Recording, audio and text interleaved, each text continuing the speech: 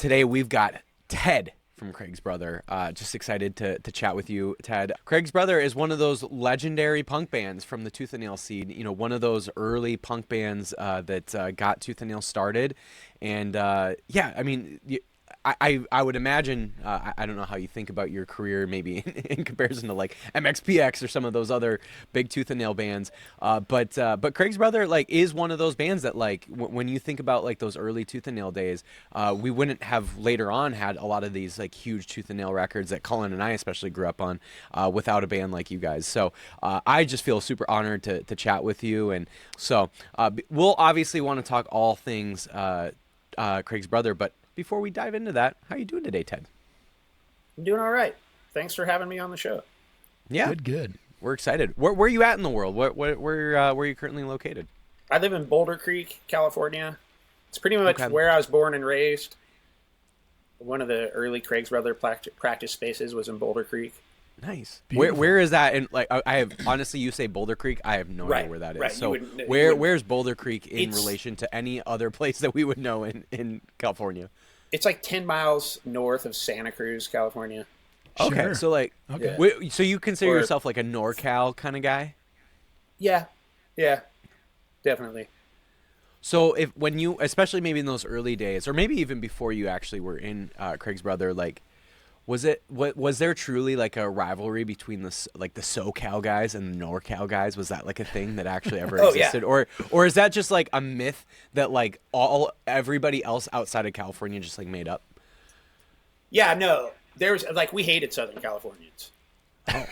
do you still? They were like, no, I don't anymore. Huh? I actually really like Southern California now because the Bay Area has completely changed from what it was in the 90s, and people don't really appreciate music as much as they used to.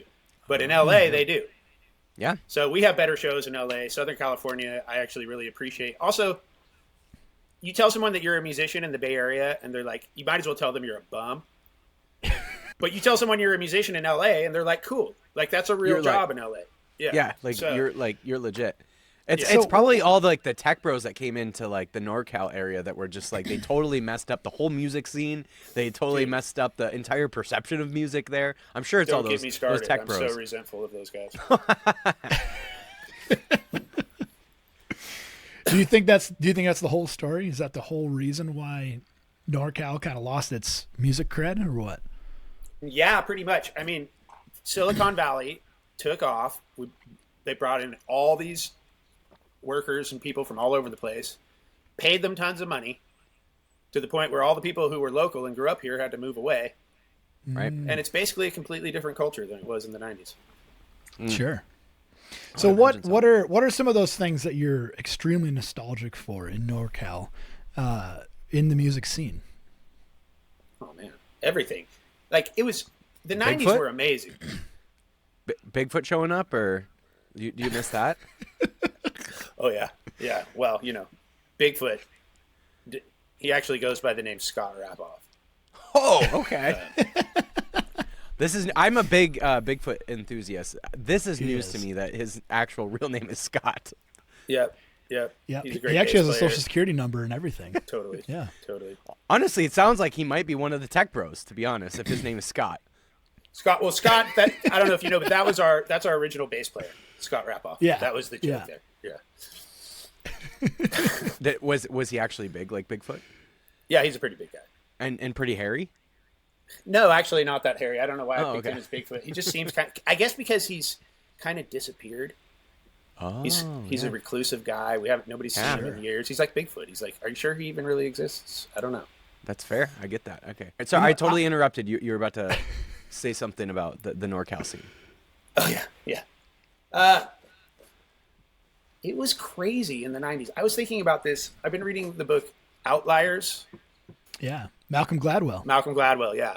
And he talks about how, like, one of the things he talks about early in the book is hockey, and how basically all the best hockey players are born in January or February. Yeah. And the reason for that is that there's the age cutoff for when you get into the league, and those kids would be the oldest at the beginning, when they're 4 or 5 years old, they're the oldest and biggest of the kids. So they get filtered into the best leagues. And by the time they're 18, they're way better than the kids who were born later in the year. Yeah. I was thinking it was kind of the same thing with being in Northern California in the 90s and playing punk rock. Like, it's just right time, right place. My son has a band, and he's really passionate about it, and they're good. But I'm like, dude, it's not going to be as easy for you as it was for me. And there is something to be said about that environment. Nirvana, obviously this is before Craig's brother, but like Nirvana was just in the right time and right place. And I think a lot of that just comes down to like the luck of it. Obviously Nirvana was super talented. Like Kurt Cobain and the rest of the band were just incredible musicians. And so like that has to be the baseline, but like your talent is not your ceiling. Your talent is actually your floor. The ceiling is just the luck of the environment that you're in at that time. Yeah, totally. Right. That's a great way of putting it. Yeah. And today that's so much more true. Mm-hmm. Yeah. Like they're obviously, we talk about Turnstile all the time just because like they're the band in the world that, we're all in that has now kind of popped off as the next big band. And again, like obviously Turnstile, super talented. Like there's a reason why they're as big as they are because of their talent. But again, the talent alone is not the prediction of or it can't be the predictor of their success. There are other influences to it, and some of it you just can't control at all. What you can control is like how good you are as a band, and obviously Turnstile has maximized that as much as they can. And yeah, I'm curious. Like for you guys, like when you guys first started, did you sense that of like did you feel like, oh yeah, we're like really talented and we also happen to be like in this scene that's kind of popping off? Like, did you guys get a sense of that in Craig's brother? No, we had no idea. I mean, we knew, or at least I could say, I can speak for myself. I can't speak for what the other guys knew. I knew that we were good and that this was like the best group of players I had ever played with. And we were inspired and writing good songs, but we had no idea that it would like go the way it went or that it would be that easy. Like literally, like I think our third show ever was opening for MXPX, and it was like 700 people. Right. And then our fifth show was opening for the Supertones, and it was 1,200 people. That was with actually that was us, Five Iron Frenzy, and the Supertones. That was a great show. Crazy. That was like 96 or something. I've got a little bit of a confession, and I have a suspecting feeling that Mason's maybe along the same lines as me, but I admittedly am not a true punk fan. Okay. There's maybe a handful of punk bands that I will legitimately just sit down and want to listen to. Craig's brother is one of them. Dogwood's another. Nice. There's very, very few. But I've been racking my brain. Honestly, there's one that we've already named that he's not a fan of. So it's good that like Craig's brother and Dogwood is already mentioned then. At least we can clear the air. You know there. what? I'm gonna clear the air. I'm gonna say it just so everyone knows. Yeah. And this is blasphemy for this podcast because I know there's tons of fans of this band, but I do not like MXPX. There's legitimately no song from MXPX that I'm like, I love this. I know it's heinous. It's heinous. But I've been racking my brain for the last week or more trying to figure out what it is about bands like Craig's brother and Dogwood that I gravitate towards so much more than, the ones that got maybe more notoriety like an MXPX or something like that. And I'm hoping that throughout this discussion, maybe I can figure it out. So I'll let you know if I do, but I'll tell you, I didn't like MXPX until Slowly Going the Way of the Buffalo. Sure. Which one? What year was that? Was that 97 or was that later? What year was that one? 97 or 98. It was like around the time it was right before Homecoming. I'm pretty sure. Okay. Sure. That's a great record. I don't know if you listened to that one. I have. I've really given the discography a chance, and I just can't do it, and I don't know what it is. So I'm trying to figure it out, and this is a little bit of a discovery journey for myself in this whole process of talking with you. So, okay, well, I'm going to say this before my wife gets home. She's a Say, few say years all younger the than things me. that you want to say before your wife gets home. Exactly. That's what this podcast is for. That's what This it's is a all public. about. This is a public therapy session. She's a millennial, and she really like her favorite band is Blink-182. Yeah. Yep. She never really listened to MXPX until I showed them to her, but she liked it. Like it was right in her genre. She likes like Right. Simple Sure. Plan and Good Charlotte. What was it? One of those things where it was like, how did you not like, honey? How did you like not? If you liked Blink-182 at that time, like, how did you not also like encounter MXPX? Was it one of Yeah, those I things don't at know. all? No, I mean kind of. I don't really. You don't get into it. I mean, Yeah, I don't you know her music. I like- taste- I don't- like to don't judge like those people in bands that way. honestly. I mean, they're all right. Blink-182 is all right. Simple Plan actually, I think I like a little more, but like that's not my interesting. style of music. Right. It's totally her style of music. She puts it on every time she's cleaning the house, and I just have to like leave. So maybe that's it. Like that, like kind of real poppy, like Yeah. simple 3-chord, kind of silly lyric. Like You know, I don't know. I- I don't I- find it very like exciting. There is like a sophomoric aspect to a lot of punk, but maybe I'm just more into like the thinking man's punk. Well, Because thank you. I do kind of like a lot of the early '90s like super anti-establishment punk as well, like Dead Kennedys and stuff like Yeah. that. I can get on board with that, but yeah, I don't know what it is. I'm with you there. I'm totally with Yeah. you there. I love the I mean, a lot of that stuff. I'm like, is that really punk? Like, Yeah, especially MXPX. Not like if you guys are listening to this, I'm sorry, Mike, but like a lot of that stuff, like the early stuff that was just all happy and not angry. yeah, Like, how is that even punk? right. you gotta be a little like upset about something, like I think whether that's it's like why I like slowly whether it's going like the the way of the political buffalo. situation, your mom moving out, whatever. Like, there's got to be some reason why you're upset if you're gonna make punk. Did you say your mom moving out? Yeah, your mom and dad got divorced. Your mom's heading out. Oh, okay. That's so funny. Yeah, slowly going the way of the buffalo. On the other hand, had some angry songs on it, and I was like, okay, Sure. I like this. Yeah. Talking smack to Brandon Evil and stuff. Yeah, I was like, yeah, go Mike. that's fun. I just like, I often wonder, like, you know, and maybe this is part of the reason with like punk kind of feels like it, or at least that kind of punk, like the Blink-182 kind of punk, and maybe you like got a sense of this like early on when you were, you know, in Craig's Brother.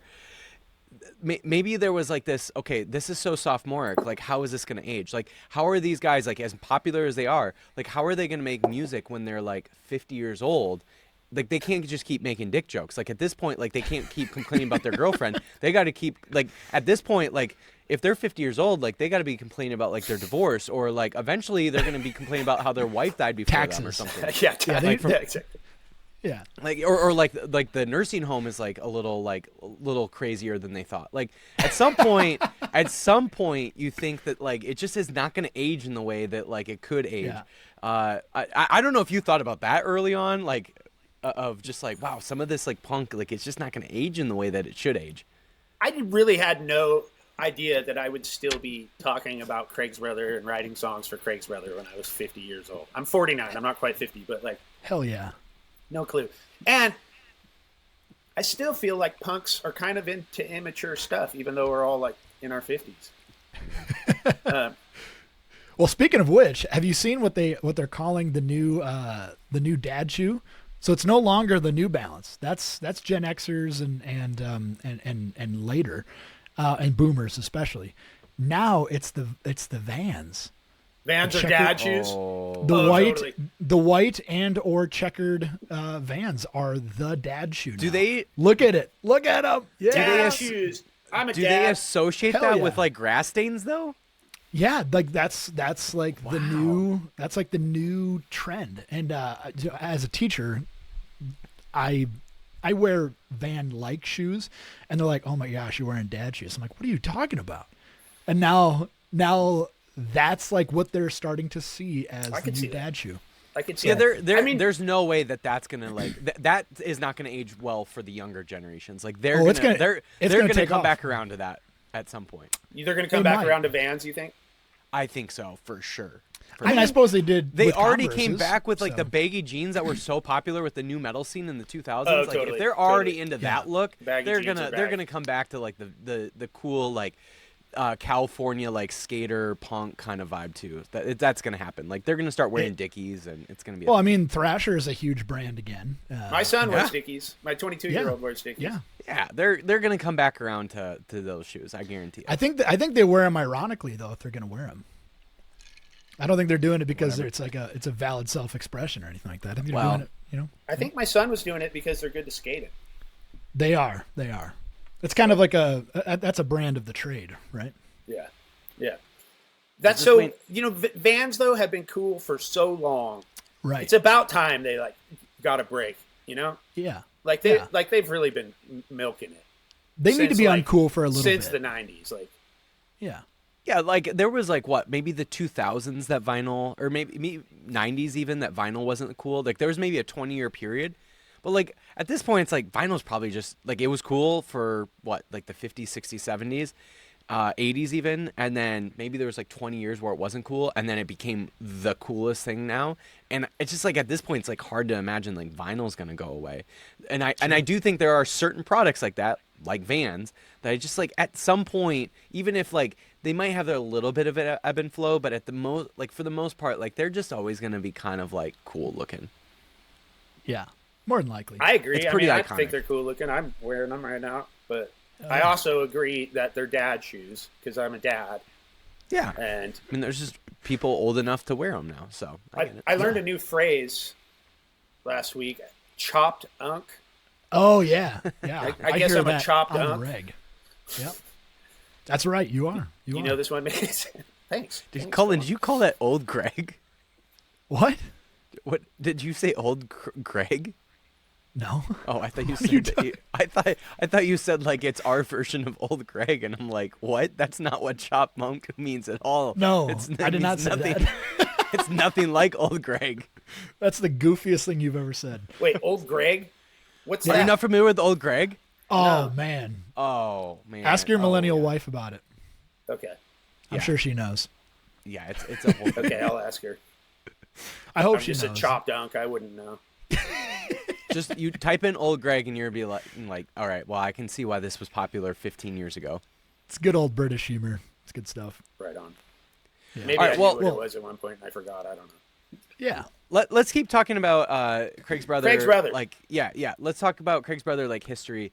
Yeah, I'd love to hear just kind of like, what like got you started in the band. Like, it sounds like you were just like playing in bands before, because you said that like Craig's brother was kind of the first band where it was like, well, these guys are like really freaking talented. Yeah, just love to hear kind of like what maybe was that impetus, or what was that like what was it that got you all started? So I had a band in high school called General Handiwork. And Great name.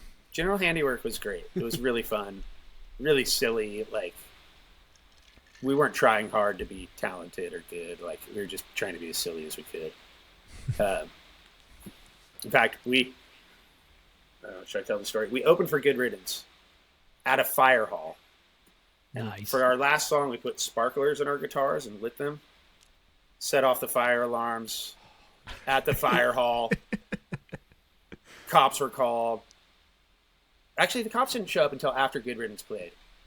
But yeah, we thought that was funny. I don't think Good Riddance thought it was funny. They were like, what is wrong with these kids? And then, interesting thing, at the end of that show, like after we caused all the problems, basically, we're packing our stuff up, getting out of there. The cops are all over the place. They found, I think, Scott was with his brother, and his brother had a gun in his car or something. Oh no. So as we're driving away, they have Scott on the ground with a shotgun pointed at his head. And we were teenagers, and I wasn't even necessarily friends with Scott at the time. I was like, get out of here! Yeah, so high school, What a but beautiful start. I guess that's where they heard me sing. And those guys, they had another singer, a guy named Joey, that I guess wasn't working out. So they asked me to sing. Yeah. And then The Craig's rest is brother. history, yeah. Okay, I got to ask. All right, you mentioned there was the opener, Good Riddance.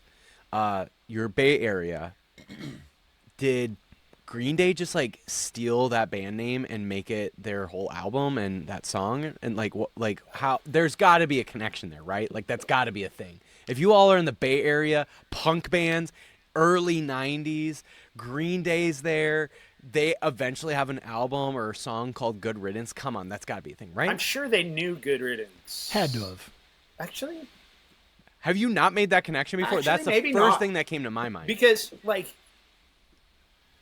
Good Riddance, like, I want to say they took off, like, 95, 94, like, and I feel like Green Day was already right around Green Day. But that Good Riddance album, or that Good Riddance song came out, like, what, a couple years later, right?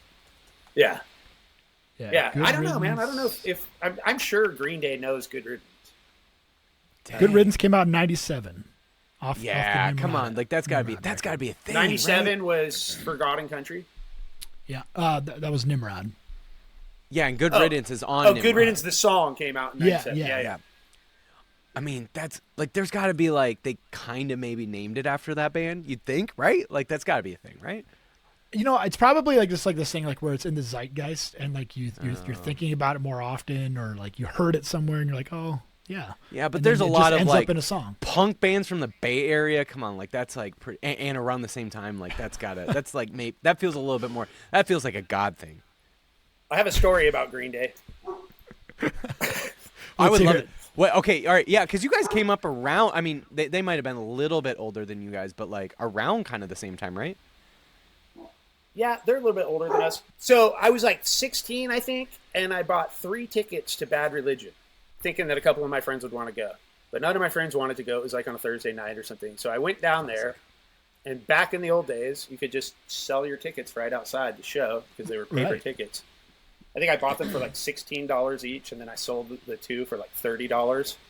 Nice. So I made a profit of like $15. I was Hell super yeah. stoked. Went in to Yeah. go see Bad Religion, and there was this opening band that I had never heard called Green Day. And they killed it. They were so, like, Bad Religion was so boring after Green Day. Like, Green Day is such a great live band. I don't really like their records that much, but live, they are epic. They're like one of the best live bands. Yeah. And they were so good. At one point, Billy Joe spit on the ceiling above him, and then it dripped down, and he caught it in his mouth. It was like the most punk thing I've ever seen. I was so impressed. At 16 years old, I was like, wow. maybe I one got day to I do could that. like I got to that. spit. Yeah. Like that. Yeah. Got to get sick so I can do that. And then after the show, Bad Religion played, the lights come up, everybody's leaving, and Billy Joe was just standing there in the crowd. I walked up to him and like grabbed him by the shoulders and was like, "Great job, man!" Like just another punk band. Walked out. No idea that like those guys were going to be what they became. Yeah. But it didn't Wow. surprise me because That's they were crazy. so good. Like they won the audience over completely. And Bad Religion, Right. I love Bad Religion, but they're kind of boring live. Like That'd be like my biggest fear as a headliner band, when the opener just absolutely murders your crowd for you, and then my gosh, we had to go on. We played in Austria, and we had to go on after this band called They Butter Their Bread with Butter. Look it up, people. Look it up. It is insane. This band, it sounds like an American styled parody band. dude, it Like- was so weird. They were like It's like a Weird Al like song title. totally. They were so weird. They were super heavy, like super hardcore, but at the same time, they're kind of like avant-garde, like art, performance art or something. Like, Hell yeah. so they would have all these like weird videos going the whole time. And then there would be like cuts with all sorts of crazy music, and they'd run backstage and drink some water and come back out. Like the show didn't stop. Like there was no pausing in the show at all. And it was just like so overwhelming. Like not even that the music was so good, but just the presentation was so overwhelming and crazy. And then we had to go on after them, and it was just like, "Hey guys, we're Craig's brother. We're Craig's brother. We're just gonna play some songs." Play some And everybody fun was songs. so bored, it sucked. So funny. Okay, obviously I want to keep like talking Craig's brother stuff, and this is certainly part of your history. So we're talking about Green Day, and you've got this like cool story about Green Day. Yeah. What's really cool about Craig's brother, and I have to bring this up, I just got to, is at one point for like not even that long, like maybe it was like a year, half year, Ryan Key joined the band very early on. very Yes. early on. And I will say, as like as a emo millennial, Yellow Card just like has a special place in my heart. And I don't know, like I'm curious, like because you said like you watched Green Day for the first time when you said you were like 16 and they're opening for Bad Religion, and you just kind of knew like this is gonna be big. You know, obviously none of us probably knew like how big it was gonna be, but you clearly like you were playing with Ryan. Like, did you have a sense like, okay, Ryan is talented in a way where it's like, and again, like maybe you at that time you thought like, okay, he's just gonna be in the band for however long, but like, did you have a sense that Ryan would be able to go on and create this band that just like obviously lots of us ended up loving and just became a huge deal in that world? And I don't know, maybe I'm not supposed to ask those sort of questions. No. I'm just trying to think if I should say what I want to say. Say what you want to say. Say what Ryan you is a Speak your grade mind. A- You're a punk, right? Ryan is a grade A sellout, man. And like that was obvious from the beginning. He was set on getting big and was willing to do anything to get there, step on anyone to get there, steal other people's songs. Check this out. California, a place they say this is gold, somewhere out there. Da, da, da, da, da. Like it's even a similar like lyrical theme. Dang, I didn't even think Like of that. California is his somewhere out there. Yeah. And I could show you other examples, but I'm not going to. I don't hate Ryan. I love him. He's good, but he's a good guy, and he's so passionate, and he's a great performer. Yeah. But I don't think his music is all that original. I mean, it's basically Craig's brother light. I can see that. I mean, there's like a catchiness to it, but and also like, and obviously Craig's brother had that too. Like, yeah, I can kind of see it a little bit. Yeah, I can see it for sure. No, it makes total sense to me though, because I feel like in the punk scene, you pretty much have to, if you want to get big, you have to kind of sell out. Totally, and that's part of and my you have problem. to rip off. Like honestly, when I remember like in the early days, all like my idea of like all I ever wanted was like maybe to have like a show with 500 people. Like that was like the biggest thing in my world. If we could draw 500 people, like that would be good enough. Yeah. And we definitely achieved that goal. And then like later in my life, I'm like, well, maybe I should have set my goals a little higher. But I didn't want to be a sellout. I didn't want to be a rock star. I didn't like popular music. Yeah. And I didn't like rock stars. And I thought fame was lame. So that was me being too punk for life or whatever. But look at me now. I'm poor and Ryan's rich. So. Hey, you're making it in California. That's all that matters. That's true. I guess poor is so relative because actually I'm not poor. I'm probably like upper middle class, but upper middle class in the Bay Area is poor. Feels poor. Yeah. That is probably true. I mean, there was something, like listening to Craig's brother, there was something about like, almost felt like this intentionality, like to not go the overly pop punk route. Like there seemed to be something about that, and I don't know if you have thoughts around that or not, but like at least as a listener, there was something about creating punk music that wasn't necessarily going to be marketed to the masses. Totally. It seemed like that. I'm curious. Like, were there ways that you either structured songs or even like there were elements to the sound that you're like, we're going to avoid this so that we don't market to the masses? I'm just curious, like, as you made the music, like, was that a thing that you thought about frequently? Yeah. I mean, I think every band that has a sound has certain things that they avoid and certain things that they do. So definitely we were trying not to sound like pop punk. At the same time, we were trying to be catchy and melodic. Right. Yeah. It's a fine line to ride. Right. And sometimes some of our songs are borderline pop punk. At this point, I don't care anymore. But back then, I was definitely trying hard not to be pop punk. Yeah. And at the same time, be melodic and catchy. Yeah. But like also like we avoid like the pentatonic scale, like the Plague, like that kind of thing. Like.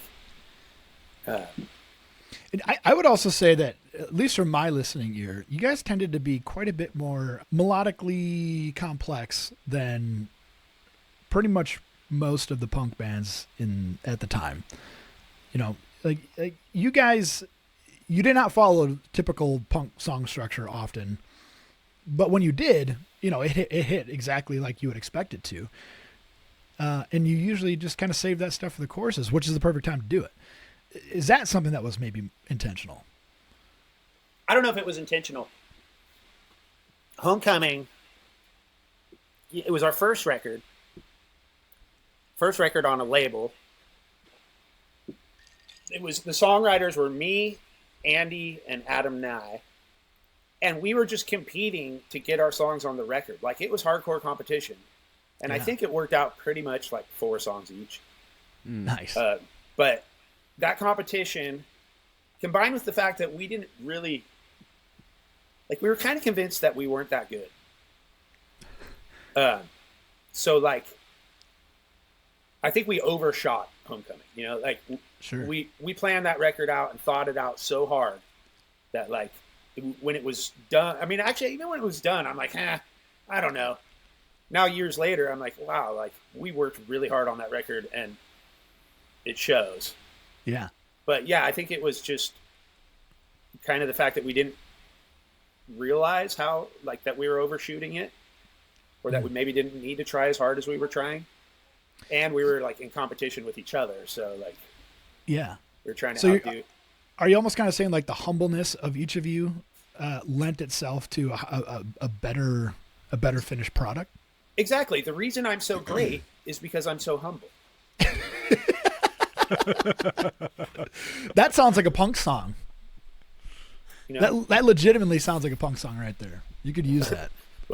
It's like it says in, I don't know, Exodus or something, that Moses was the most humble person who ever lived. But, like, it also, like, that book is also attributed to Moses. Yeah, right. So, yeah, he's just it sounds like Donald Trump wrote it. I'm the most humble that ever lived. Everybody tells me. People are saying. Lots of people are saying it. I read it in 2 Corinthians.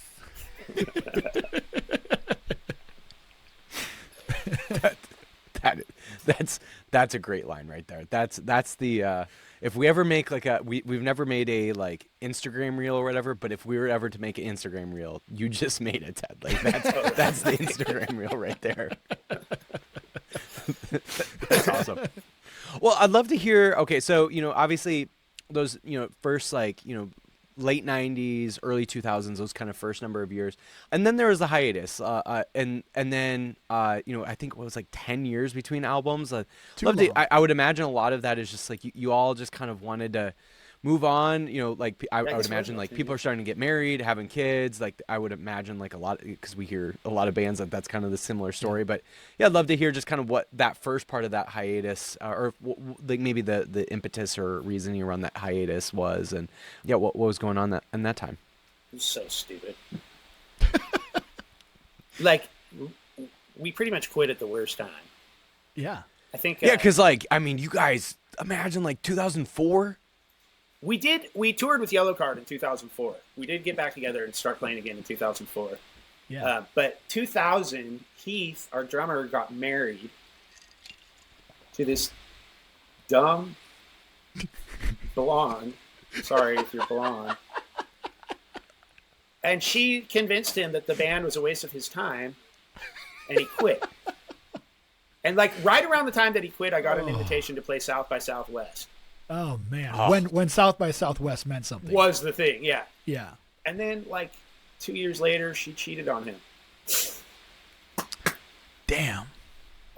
So yeah, about that time was when we got back together and went on tour with Yellow Card in 2004. Yeah, so. and you're like, this like 2 or 3 year period that we could have been doing something. Could have been doing some really cool stuff. Like that probably would have, like if we had stayed together for that period, we probably would be at a whole. Dang. Yeah. So that's really frustrating.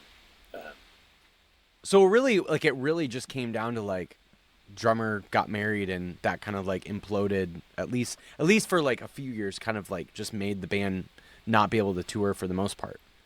We got Juice in the band around that time. But Juice, I love him, but he's not Heath, and it just wasn't the same. Like, yeah. We did play actually a bunch in 2001 with Juice, but they were, I don't know, it just wasn't the same. I do think that's an interesting thing that I don't think we've ever really talked about. But when you have changing members, it's not like you're substituting, it's not like you're substituting one brand of flour for another in a cake, right, for instance. You're literally changing the actual substance. You're changing it from grain flour to almond flour or something like that. It's going to be a different product. And I don't think that people quite understand just how big of a change that a band member can make. Especially Heath. Like, he has a unique way of playing. His music, or his way of playing, was a large part of the songwriting. Like, we would write songs around like some crazy fill that he came up with.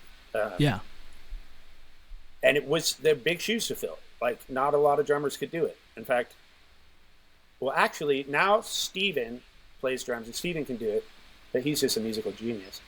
But yeah, no, it was really hard. It's so funny because he was our guitar player, and for years he'd be like, I can play drums, and I'd be like, Steven, shut up, you're the guitar player. You can't play drums. And then finally, I'm like, all right, go play the drums. And I'm like, oh. What the hell? Guitar players are a lot easier to find than drummers, so you got the job. Like, that role of yours, super replaceable. The thing that we're trying to replace, not as easily replaceable. Right. I think about that pretty often, like Soundgarden, for example, right? Chris Cornell was the drummer for that band for a long time. And a couple people in the band suspected that he could sing, but they basically ran into a moment where their lead singer was sick or something like that. And so Chris had to go up and sing, and somebody else filled in on drums. And they're like, oh, what the hell were we doing? We have probably the greatest voice in all of world history sitting behind our kit. Grungiest voice of grunge. What the hell are we doing? Totally. That's like the Foo Fighters, like when I forget, is it Taylor that was the drummer for all that time? And he died a few years ago. He had probably the best voice in Foo Fighters. Yeah. And what's funny is, as good as of a drummer he was, Dave Grohl, the voice of Foo Fighters, was probably a better drummer than him. Like, it was just like, whenever they would occasionally at shows, they would flip flop, and it was like, this should be Foo Fighters. I don't know what this other Foo Fighters lineup is, but this should be the Foo Fighters. The drummer should be the singer, and the singer should be the drummer. Dude, you know who has a great voice, better than any of the bands that had singers that he was in? Sean O'Donnell. From whom? From Dogwood. He also played the Yellow Card. Really? Yeah. We'll let Josh know that, by the way. Because Josh thinks he's the best singer in the world. Totally. Yeah. I mean, Josh has a little bit of an ego problem. No, just kidding. I love you, Josh. You know I love you. Sean has such a great voice. He played a little solo set at a fair that his church was doing, which just happens to be in San Jose, which is not too far from my house, so I went and checked it out. And he played some Yellow Card songs. And I was like, dude, it sounds so much better with you singing. Wow. That's incredible. He's his voice is great. He had a band called Reeve Oliver. Reeve Oliver? Yeah. If you ever check them out, they were signed to a major label. Really? But I think they got shelved or something. I don't know are you familiar with that term? No. Yeah, shelved meaning like they didn't have their records released and stuff, you mean? Yeah. Or they didn't have any real serious promotion behind it. Yeah, right. But Reeve Oliver's so good. Check out Reeve Oliver. Interesting. If you like Craig's brother, and it's a little bit more rockin' kind of. Oh, I don't want to compare it to Lost at Sea, but definitely that was kind of the direction we were heading in that time. Cool. And I would almost say Reeve Oliver did it better. Well, speaking of direction you're heading at that time, eventually you guys release new music, and over the last few years there's been some new music. Just love to hear, just kind of obviously sort of get back together to some degree with some new people, obviously yourself. Love to kind of just hear that part of the history. I don't whatever initial thoughts you have about that. Wait, what part? Just the more recent, the the EP coming out in 2019, Easily Won, Really Deserved, like, just kind of the newer kind of like version of Craig's Brother. The new iteration. Yeah. Let's see here. What happened? Other than life happening. Yeah, I think it was just kind of like why aren't we doing this? Like, it's so easy now. Yeah. Well, and there's like shows to play. We can make record. We have songs that we've written. Like, let's record them. Let's do it. Basically, like it wasn't like there wasn't any major like I don't know. It might have been Follow Your Heart. Like Juice and I actually wrote that song, or he helped me write it, and that song was like, we got to record this. And so that was devils in the details. I don't know like if that necessarily got us back together, but I think at a certain point it was just like, well, we're all working, but when we can find the time, we're going to record more music. Yeah. There is something really cool, and I experience like I've never been in a band, but I can imagine being a fan of a band. I can imagine being in a band where, especially a band that hasn't been, maybe hasn't been doing stuff for a while, and you get in the room and you just start making music again, and there's just something that clicks, and it's like, we should do this again. There's something really special about this, and it's because of the music, right? Like there's something special about music. And, I think about that with, bands that, you haven't seen for a long time or maybe broke up for a long time and now they're like touring again and you just like hear it for the first time again for a while and you're like, God, there's just something special about this. And it's just because there's something special about music. Whatever that is, I don't know what that is, but there's something special about it. And I would imagine, especially being in a band, creating that music, there's something special about it. You just get in that room again and you start playing some of those old songs and you start like writing new stuff and you're like, what the hell? Like there's something beautiful about this. Like we should. It's like kissing an ex-girlfriend. It's like kissing an ex-girlfriend. Yeah, it's like, damn, we're back at this again. It's like going back to your drug habit. Yeah. Yeah. No, not speaking from experience, but I would imagine so. I'm trying to empathize with you. What you're describing is accurate, and I wish I could say it was like that. But at this point, it's like I write the songs in my room, and I send them to Steven, who basically records all the parts. Sure. And then I record the vocals. It's kind of. But is there like something when you guys romantic. like are rehearsing or whatever for a show? Like, is there something really cool about like, God, this is just fun? Oh yeah, rehearsing is the best. I miss having a band that practices regularly. Like Steven's in Germany. Yeah. I don't know. Have you guys have you heard Too Bad Eugene? Yeah. So Adam had proposed to me. Adam's the singer of Too Bad Eugene. That we could basically have Too Bad Eugene be the rest of Craig's Brother. Oh, sweet. Those guys are definitely talented enough to do it. But I wasn't that into the idea. But I'm maybe warming up to it. Coming around, huh? Yeah. Yeah. That would work because they're here in Santa Cruz. Like we could, have a regular weekly practice or something, which I just really miss. That'd be amazing. What do you find yourself writing about now compared to when you were younger? I write a lot more love songs. Oh. Like there weren't any love songs. Craig's Brother didn't have any love songs. Not a one. Yeah. Well, there was My Annie. My Annie's a love song, but My Annie was the only one. Yeah. And now I write a lot of love songs. Interesting. Why do you think that is? Is it just because your wife is a smoking hot young millennial or what? She's wonderful. That's why she takes amazing care of me. And I don't know what I would do. I would be totally hopelessly lost without her. I mean, I can tell, but is there? Do you also? Do you write love songs about like? Because you mentioned you have like your son. Like, do you feel like you have love songs about other people in your life, like maybe a son or other people in your life? A dog. Yeah. Well, the song "All the Way" on the self-titled EP is about my son. Nice. Yeah. Love that. I don't know. I guess at this point, like what's the best thing I can give to my loved ones? I can write them a song. Like I have that. Yeah. That's like, that's like the best thing I can do. So that's Sure. what I want to do. I mean, we all know So- you're not great at giving flowers. So like songs are truly the only thing you've got going for you. It means a lot more. Yeah. Yeah, I Honestly. suck at giving flowers. I don't know. I'm going to do this way harder I always thing and pick make the a stinky song. ones. Yeah, exactly. Might as well, take the road easily more traveled for you, but way less traveled for everyone else. Yeah. Right. And it's something Well, unique that I can give them. It lasts forever, That's right. or at least Sure. it'll So last I longer. always think about, Craig's brother always willing to do the thing that, the Christian music scene in particular, but the rest of the scene also was maybe a little bit shy to talk about, railing against record labels and labels themselves and actually talking about real human experience. Is there still some of that in you now Oh yeah, that you get out on paper? yeah, totally.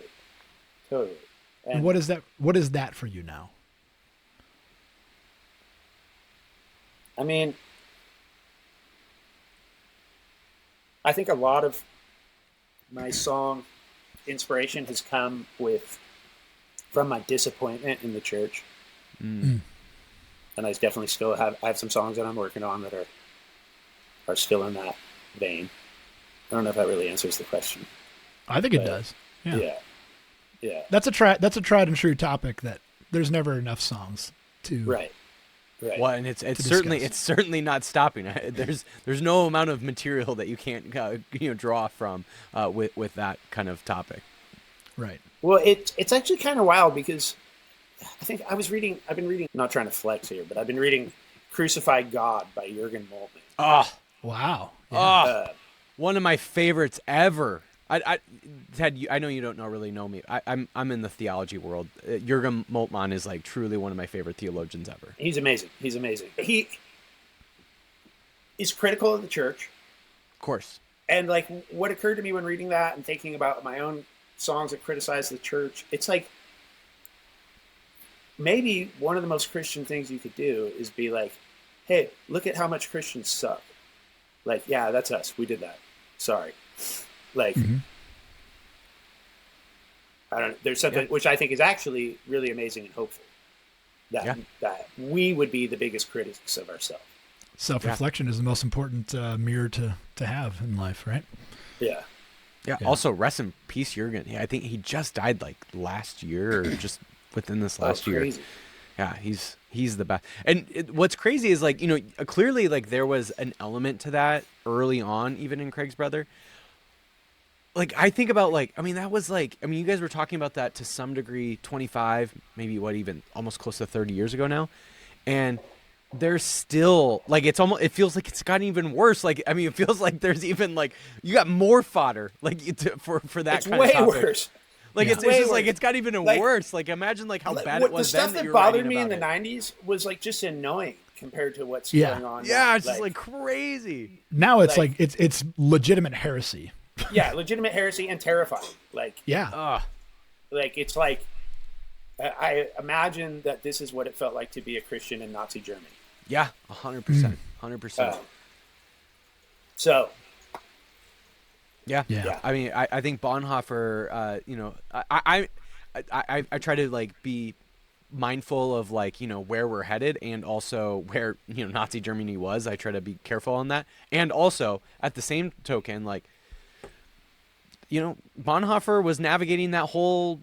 He was trying to navigate that too. How bad does bad have to get before he intervenes the way he does, and Right. that's a whole thing. And again, that's a thing for us to question. But at the end of the day, someone like Bonhoeffer or Jürgen Moltmann, whoever it is, they've got a lot to share with us. And I think what's really cool about punk music is there is that precedent within punk music to talk about these sort of things in a way where it's we can be critical of the things that have formed us. that's actually true. It's true about Christianity and it's true about punk. Punks are really willing to criticize punks. Yeah. Right. I love that about punk. Yeah. And criticize everything and question everything. That's I think It's healthy. that's what I love about It's punk. important. 100%. Totally. Well, I What did think you that's a think good of the- point. I think that's a good point to stop there. Let's start talking about your top 5 most influential albums. So the albums that have shaped you as a person, as a musician. Yeah. Again, if you need to take a second, we can take a second. But yeah, think of those top 5 most influential albums, Ted. Let me think here. Just our conversation today made me think of 3. But Perfect. Killer. The other 2. Take a moment.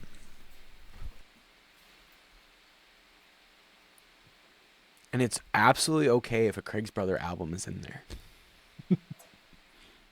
Occasionally somebody will mention one of their own albums. I mean, maybe The Insidious Lie. Oh, I think that's my favorite Craig's Brother record. that'd be a fun But one. let me think here. I'm like, what?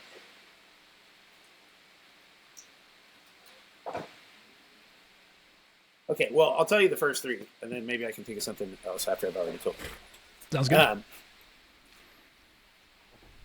We mentioned Nirvana, Yep. Nevermind. Mm-hmm.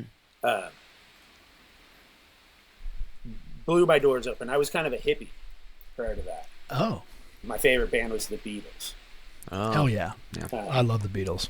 Yeah, I love the Beatles. They're still maybe my favorite band. I mean, can I just say the Beatles in general? Yeah. One of my top 5. Okay, Yeah. let's just say the Beatles. Is there one album that maybe You got got to pick at least one album, yeah. Uh, Revolver is always a good choice. yeah. Which one has? They're my favorite band, and I can't remember which one. Revolver. Does that have like Only Sleeping on it?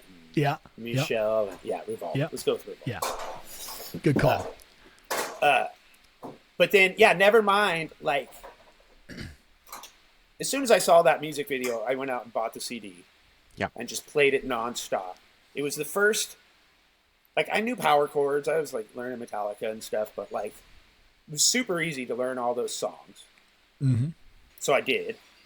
And then, like, it's so weird. Like, even still, like, I'm like, how did he think to go to that chord? Like, Right. Almost every song, it's like, you're like, whoa, he went to that chord. So, yeah, I mean, it's such an amazing record. And also, like, that changed me from basically, or that was like the beginning of me coming out of my hippie phase, like in middle school. This was like maybe freshman year that I bought Nevermind. And then, so I mentioned Good Riddance before. Luke Pavich, the guitar player, kind of grew up down the street from me. Wow. And I was friends with his little brother in high school. And one day I'm hanging out with his little brother, like we're like playing video games or something. And Luke comes and sticks his head in, like, this is before I was a punk. He sticks his head in the door. I'm like 15 years old, like long hair, like flannel, whatever. And he's got like half of his hair is like spiked and the other half is like leopard print. Like, and I was like he's like, hey, Derek, like, hey. He walks out and I was like, whoa, who's that? And Derek's like, oh, that's my brother. He's got a band. And he gave me their demo tape, the Good Riddance demo tape, the one that got them signed to Fat Records. Yeah. And that was the beginning of punk rock for me. Like that demo tape, it has most of this, or maybe all the songs that are on Forgotten Country and some other ones, but it was a better recording. Forgotten Country, they had to record in 5 days. It's kind of sloppy. Yeah. But they'd taken their time on that recording, and I don't know why they never put it out. It was such a good recording. So I'm going to say that demo tape was one of the 5. That demo tape. Yeah. Hell yeah. That's sick. That's cool. That's super punk of you to say too. I don't like the official recording. I like the demo tape.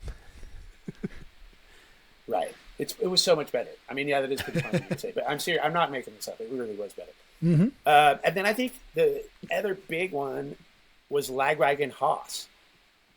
Oh yeah. That record was so important to us when we were writing Homecoming. When we finished Homecoming, I was like, we just ripped off Lagwagon. Like, I thought Homecoming was just a straight Hoss ripoff. And it wasn't until later that I like kind of A-B'd them. I'm like, no, actually, like, I not to be the guy who's so great because he's so humble. But I'm like, actually, I think Homecoming's a little better than Fox. Hell yeah. And you know what, though? Actually, and then I think for number 5, I'm going to say Duh and Trashed, which the first 2 Lagwagon records. Yeah. Lagwagon is seems to be a big influence on you guys. Not just you, but kind of everyone in the band, from at least the original lineup. Yeah. Right? Yeah, Lagwagon was like our hero band. What Like, was it? What was it about Lagwagon that did that for you guys? You think? well, they were punk, but they had all these crazy riffs, like especially on Duh and Trashed. Like there's this kind of RKL influence. Yeah. And so it's like Andy was a metal guy more than a punk guy. Sure. So I think Lagwagon appealed to him because it kind of had that metal guitar stuff going on. But yeah, the riffs, the drumming, Derek was amazing. Like, and they are punk, but especially on Duh and Trashed, they were doing something different. Like it wasn't what everybody else was doing. It was I don't know. So yeah, we really liked that. That makes sense. Makes sense. Cool. Can we pause for a second? Like, I'm gonna invite our next guest is gonna come on. I'm gonna let him know, like, hey, can you give us like 5 minutes and then we'll finish up. So I'm gonna invite him in really quick. Hey, Steven. Can you give us like 5 minutes to finish up this current interview and then we'll be done, and then just pop on in like 5 minutes if that's okay. Perfect. All right. We'll see you in a bit. There you go.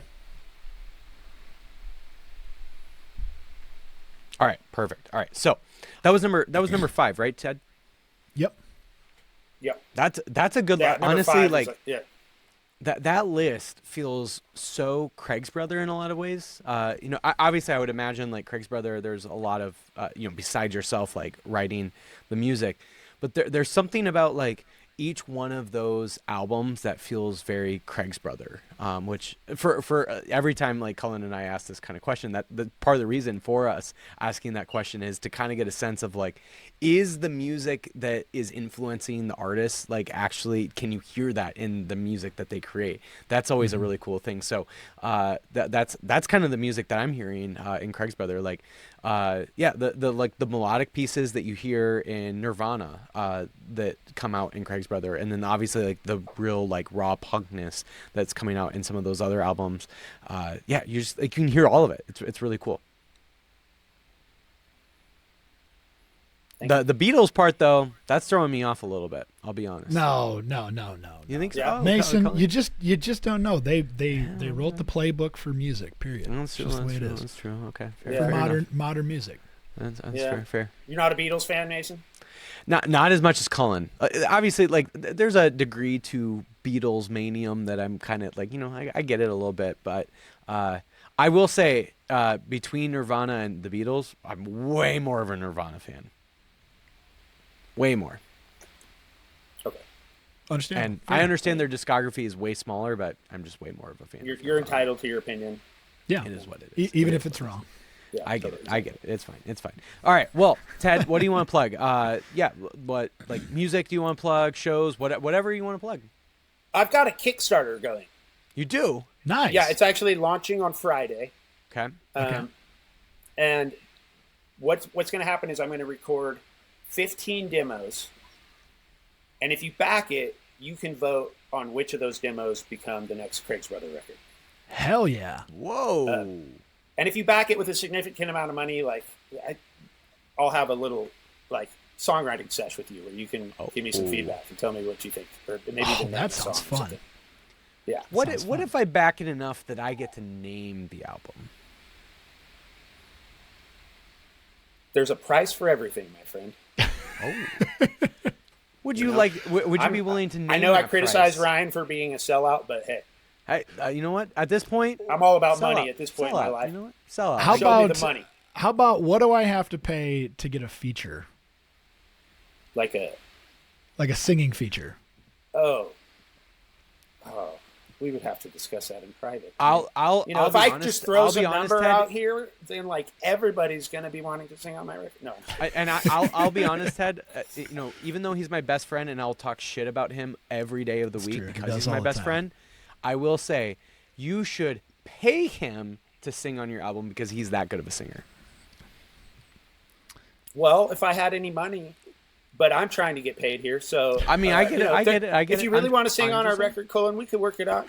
Great. All right. Sounds good. My goal out of this podcast, Ted, is that Cullen gets featured on an album of one of the bands at one point. That's my whole goal. Once that happens, I can quit this podcast. We can be done. I'll never see Cullen again. That would be great.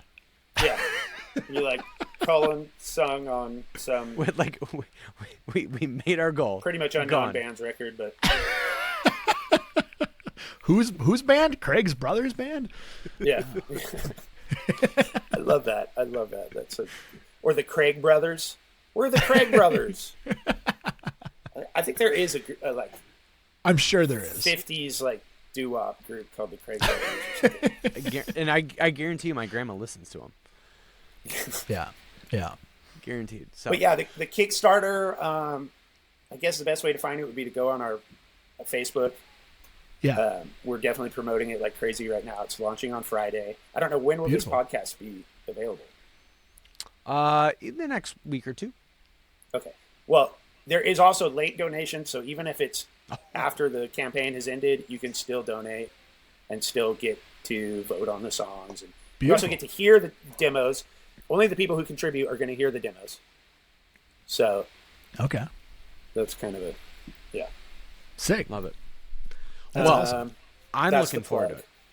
I'm looking forward to it. That is what I would expect from Craig's brother, and I'm telling you, you need to get Cullen on the album. All right, Colin. Just saying. It'd be fun. He's got the microphone. He's ready to go. You just let him know. That's right. Right. That's right. Just give him those lyrics, and he'll could belt it see it out. happen. He's really good. I mean, just based So- on how you look, that's all I need to know. Oh, It looks is that you is look that good or? so, Well, thanks, sir. I mean, I mean, let's be honest. If if his face was on that album cover, yellow card, you can, we move aside for a second. Yellow card. My gosh. Cullen's face is on the cover now. Knock it off now. All right. speaking of looks and yellow card, Ryan Key even looks kind of like me. He kind of does. Yeah. I'm like, He's like a blonder version, obviously. Yeah. yeah, So what And, else like- has he stolen? everything. He's stealing Everything. Your look. He's stealing your look.